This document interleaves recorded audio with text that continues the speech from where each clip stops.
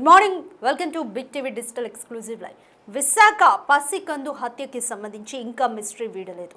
అయితే దుండగులు పాప తలని శరీరాన్ని ముక్కలుగా నరికి వేరు ప్లేసెస్లో పడినట్లుగా అయితే పోలీసులు అనుమానిస్తున్నారు. ఇంకా గాలింపు చర్యలు అయితే ఇంకా కొనసాగుతున్నాయి. అయితే అమావాస్య నేపథ్యంలో పాపను బలిచ్చారా, లేకపోతే వివాహేతర సంబంధానికి అడ్డొస్తుందని పాపను చంపేశారా, లేకపోతే వివాహేతర సంబంధం వల్లనే పాప పుట్టి చంపేశారా? సో ఇలా అనేక కోణాల్లో పోలీసులు అయితే దర్యాప్తు చేస్తున్నారు.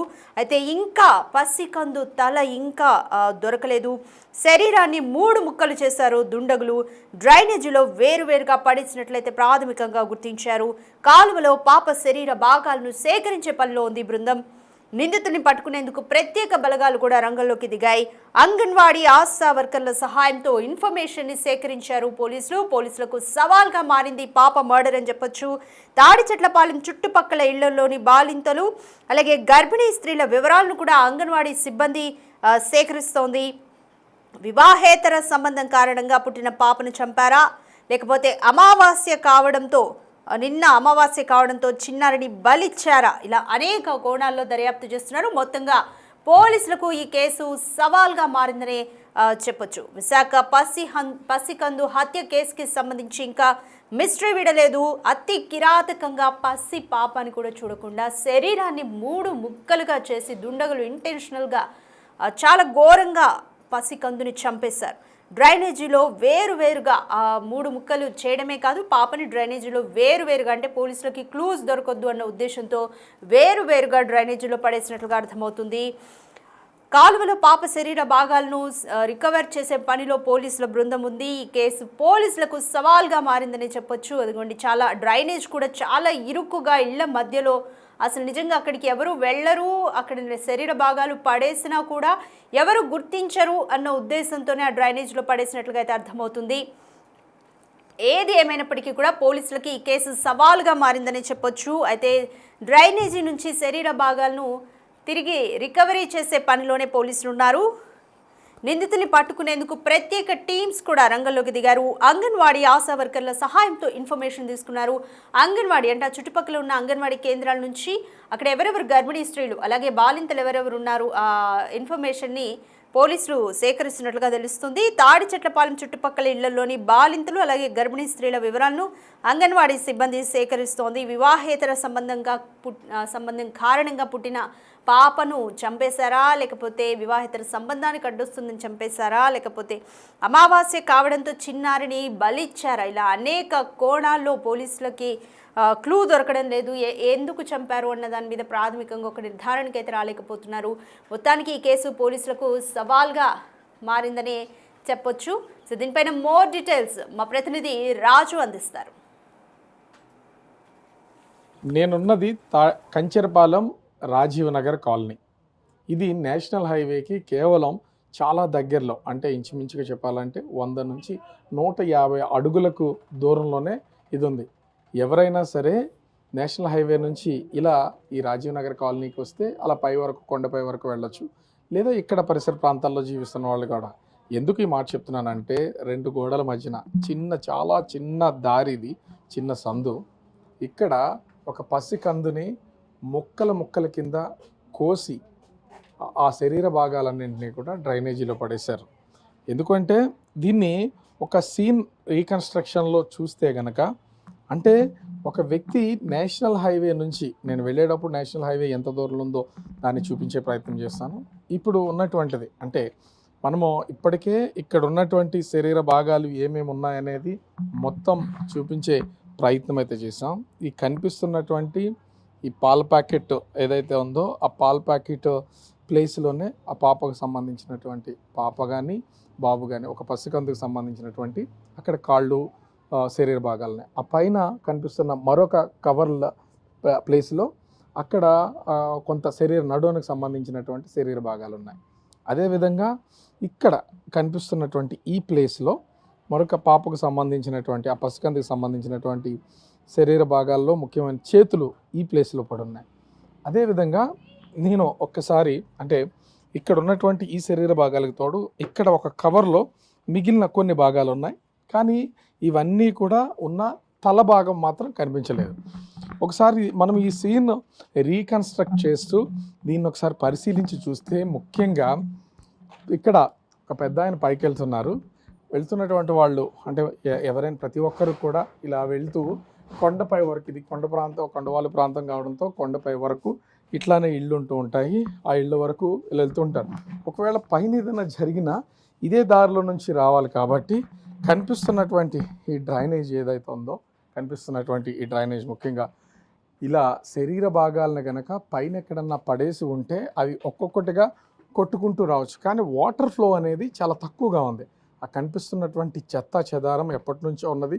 ఆ చెత్త అంతా కూడా అందులో ఉన్న ప్లాస్టిక్ గ్లాసులు ఉన్నాయి, తర్వాత బాటిల్స్ ఉన్నాయి, ఇతర ప్రాంతాలు అన్నీ ఉన్నాయి, ఈ ప్రాంతాలు అన్నీ ఉన్నాయి. కానీ అవన్నీ కనుక ఈ వస్తున్నటువంటి కొద్దిపాటి వాటర్ ఫ్లోకి కొట్టుకుని వచ్చి ముందుకు వెళ్ళేదైతే ఖచ్చితంగా లేదు. అయితే ఇక్కడ ఎన్నో అనుమానాలు ప్రస్తుతానికి సంబంధించి ఇక్కడ ఉన్నటువంటి శరీర భాగాలన్నింటినీ పోలీసులు, ఫోరెన్సిక్ టీము మొత్తం ఈ శరీర భాగాలన్నింటినీ ప్రస్తుతం అయితే వాళ్ళు విశాఖ కేజీహెచ్కి ఫోరెన్సిక్ డిపార్ట్మెంట్ వాళ్ళు దీన్ని మొత్తం పరీక్షలు నిర్వహించడానికైతే తీసుకెళ్ళినటువంటి పరిస్థితి అయితే ఉంది. ఇక్కడ ఇంకొకటి చాలా అనుమానాలకు దావిస్తున్నటువంటిది, ముఖ్యంగా ఈ ఇల్లు ఉన్నటువంటి ఈ ప్లేస్ మనం చూస్తున్నాం కదా, ఇంట్లో 2 కుక్కలు ఉన్నాయి. ఇంచుమించుగా 1:30 సమయంలో ఇంటి ఓనర్స్తో మాట్లాడినటువంటి సమయంలో 1:30 సమయంలో ఎవరో ఈ ప్రాంతానికి రావడం వల్ల కుక్కలు అరిచాయి. సర్వసాధారణంగా ఎవరైనా వచ్చిపోతూ ఉంటే ఇంట్లో కుక్కలు అరుస్తూ అనుకుంటాం కాబట్టి పెద్దగా పట్టించుకోలేదని చెప్తున్నారు. కానీ ఇదే ఇంటి పైన ఇక్కడ రాసున్నటువంటి కొన్ని వర్డ్స్ని కనుక మనం చూస్తే, ఇక్కడ ఒకసారి కెమెరా పర్సన్ రాము ఒకసారి దీన్ని జూమ్ చేసే ప్రయత్నం, SC ఐ మిస్ యూ బంగారం, తర్వాత కలుద్దాం. ఇది ఒక విధంగా చెప్పాలంటే ఈ కలర్ కనిపిస్తున్నటువంటి ఈ కలర్, అది పెన్సిల్ కావచ్చు, స్కెచ్ కావచ్చు, ఏదైనా సరే ఇక్కడ ఈ కలర్ కనిపిస్తుంది కదా, ఇది ఎన్నో అనుమానాలకు తావిస్తున్నటువంటిది. దీని మీద ఇంత స్పెసిఫిక్గా చాలా అంటే చాలా వెల్ ఎడ్యుకేటెడ్ పర్సన్ అయి ఉండాలి. ఎందుకంటే మంచిగా చదువుకున్నటువంటి వాళ్ళకి ఇంత ఇంగ్లీష్ని అంటే ఆ రైటింగ్, ఆ స్కిల్ అంత అద్భుతంగా ఉంటుంది రాసిన. అంటే ఖచ్చితంగా ఈ శరీర భాగాలను ఇక్కడ పడేసినటువంటి వ్యక్తి వెళ్ళిపోతూ ఆ చనిపోయినటువంటి అమ్మాయికి సంబంధించినటువంటి అమ్మాయి ఆ అబ్బాయి, ఆ చిన్నారికి సంబంధించినటువంటి మిస్ అవుతున్నారు కాబట్టి ఐ మిస్ యూ బంగారం, తర్వాత కలుస్తానని ఇక్కడ ఒక కొటేషన్ రాయడం.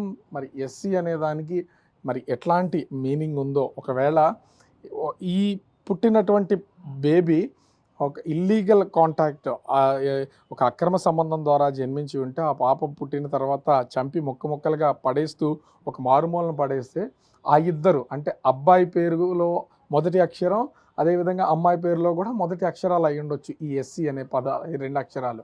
అందుకని SC అని వాళ్ళు రాసుకుని ఐ మిస్ యూ బంగారం, తర్వాత కలుద్దాం అని రాశారు. లేదా ఈ SC అనే పేరుకి ఆ అమ్మాయికి సంబంధించినటువంటి ఒక పేరు పెట్టాలని ముందుగానే అనుకుని ఉండొచ్చు. ఆ పేరుని కనుక వాళ్ళు పూర్తిగా రాస్తే ఇంకా దొరికిపోతారనే, ఎందుకంటే సహజంగా స్నేహితుల దగ్గర, కావాల్సినటువంటి వాళ్ళ దగ్గర కొన్ని తెలియకుండా నిజాలు చెప్పేస్తూ ఉంటారు. అలా చెప్పినప్పుడు ఈ పేరు బయటపడద్దనే ఉద్దేశంతో SC అని రాసి ఉంటారు.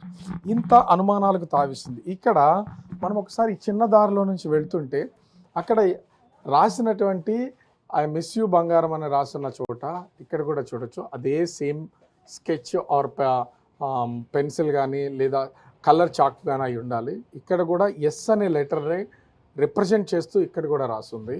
అంటే మనం ఇలా కొంచెం ముందుకు వస్తే ఇట్లా అంటే ఎన్నో అనుమానాలకు తావిస్తున్నటువంటిది. ఇక్కడ కూడా ఇదే రకమైనటువంటిది. అంటే వచ్చినటువంటి వ్యక్తి ఖచ్చితంగా ఇక్కడున్న ఈ కలర్ పెన్సిల్స్ ఏవో ఉన్నాయో అవి సరిగ్గా రాస్తున్నావా లేదా అనేది చెక్ చేయడం కోసం బహుశా ఒక టెస్ట్ అయితే చేసుకుని ఉండొచ్చు. కనిపిస్తుంది కదా, ఇప్పుడు నేను చిన్న సందులో నుంచి పై వరకు వెళ్ళాను. ఇక్కడ నిలబడి ఉంటే కనిపిస్తున్నటువంటిది ఇంచుమించుగా 100 అడుగుల దూరం కూడా ఉండదు. అది నేషనల్ హైవే, చాలా హెవీ వెహికల్స్ వెళ్తున్నటువంటిది. ఒకవేళ ఎవరన్నా బయట వ్యక్తి చంపేసి ఇళ్ల మధ్యన ఎక్కడన్నా డ్రైనేజీలో పడేస్తే ఎవరికి తెలియదు, మన మీదకి రాదనే ఉద్దేశంతో బహుశా ఇక్కడ ఏమన్నా చేసి ఉండొచ్చు. లేదా పైనుంచి ఎవరన్నా కొందరు వ్యక్తులు వాళ్ళకి సంబంధించినటువంటి అక్రమ సంబంధం ద్వారా పుట్టినటువంటి పిల్లలు ఎవరైనా ఉంటే వాళ్ళని ఎందుకు మనకు అడ్డుగా ఉన్నారని హత్య చేసి ఈ విధంగా ముక్కలుగా నరికి తీసుకొచ్చి ఈ జనాల్లో అంటే జనావాసాల మధ్యన పడేసి ఉండొచ్చు. బహుశా కారణం ఏదైనా కానీ పోలీసులు అయితే ఇన్వెస్టిగేషన్ అయితే స్టార్ట్ చేశారు. మనం రీకన్స్ట్రక్ట్ చేస్తే మనకు అర్థమైనటువంటి కొన్ని ప్లేసెస్, అక్కడ ఉన్నటువంటి ఆ స్కెచ్ మార్క్స్, ఆ రాసినటువంటి వాటిని, ఆ రైటింగ్ అన్నీ కూడా చాలా మ్యాచ్ అవుతున్నాయి.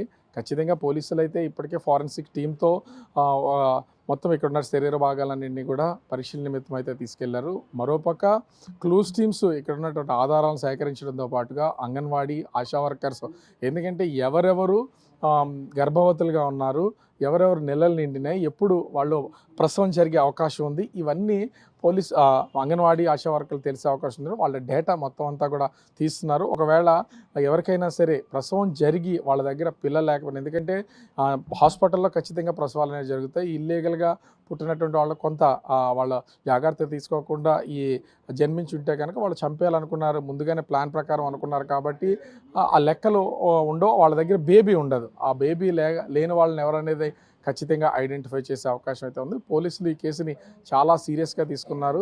ఎందుకంటే ఒకవేళ పురిట్లోనే చనిపోతే మొత్తం మృతదేహాన్ని, చిన్న బేబీ మృతదేహం కాబట్టి డ్రైనేజీలో పడేస్తూ ఉంటారు. ఇష్టం లేకపోతే పిల్లల్ని ఎక్కడ వదిలేస్తుంటారు. కానీ ఈ విధంగా ముక్కలుగా నరికి శరీర భాగాలను ఒక్కొక్క చోట పడేయాల్సినటువంటి అవసరం లేదు. దీన్ని విశాఖ పోలీసులు కూడా చాలా సీరియస్గా తీసుకుని దర్యాప్తు చేస్తున్నటువంటి పరిస్థితి ఉంది. మరి సాయంత్రం లోపు అసలు ఈ కేసుకు సంబంధించి ఏం తేలుస్తారు ఏంటనేది మాత్రం వేచి చూడాల్సినటువంటి పరిస్థితి కనిపిస్తోంది.